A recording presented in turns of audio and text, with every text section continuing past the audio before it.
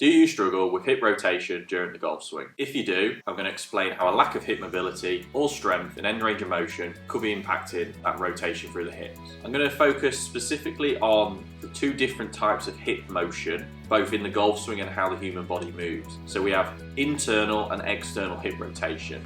In the golf swing, for a right-handed golfer, we turn internally into the trail hip, so the right hip, while the left hip will turn externally. In the downswing, this will be vice versa. Understanding where the limitations are, whether it's internal, external, or both, will help get a clear idea of how this is impacting your golf swing. First exercise, we're going to focus on trying to get the hips more loosened out and mobile. This exercise is great because actually you can use it as a test to determine probably where the most limitation is in either hip and whether that's internal or external. As we can see in the setup, we're on the floor with the front leg at 90-degree angle and the back leg also at a 90-degree angle, but a gap between the front heel and the back knee of around about a foot length. The back leg, the back hip, is in internal position while the front hip is in an external position. What we would always expect is internal rotation is naturally less mobile or less range of motion than external.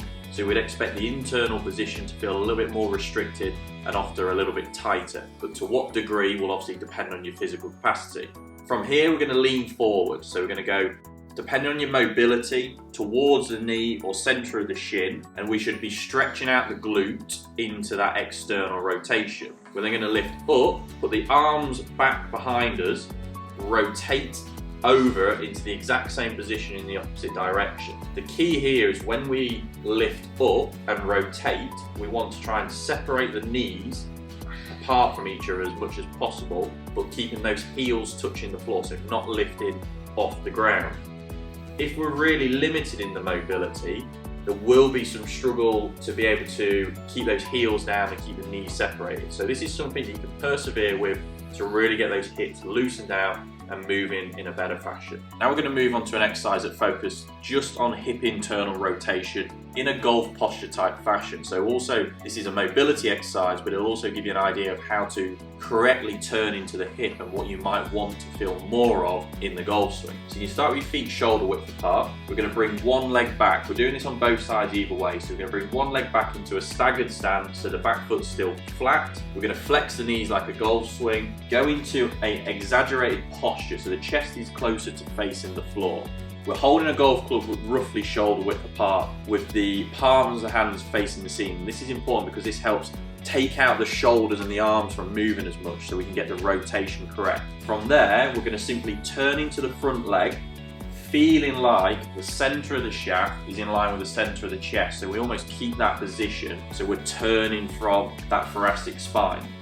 What this will do is create a big load into that front hip in the internal manner. We should feel that right hip, in this case, start to fire up and burn because we're stacking the system. We're turning that hip joint into itself in as much range of motion as we can create, feeling like we're almost pushing through the ground, through the heel to get some stability from the ground up and engage that hip joint and the hip muscles to be able to create more range of motion than is already naturally there.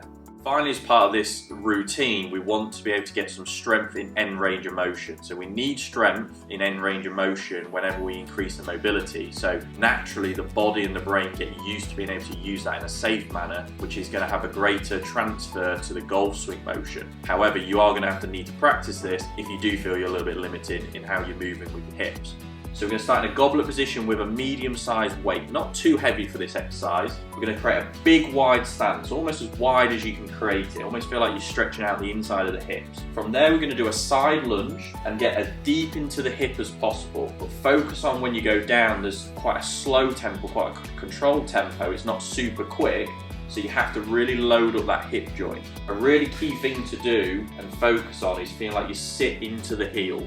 So you're sitting into the heel, you're not coming onto the toe, and you keep your upper body pretty centered without having to alter. And this is going to increase the strength through those hip muscles and really start to mobilize them as well. Although a lack of hip mobility and physical capacity can show up in the golf swing, it's important to understand that not all poor hip movement in the golf swing is just physical. There's obviously lots of technical areas going on that can cause these lack of movements to occur. So make sure you understand the difference between the two but improving your physical capacity and hip mobility is always going to be beneficial. If you struggle with upper body rotation as well, watch this video next.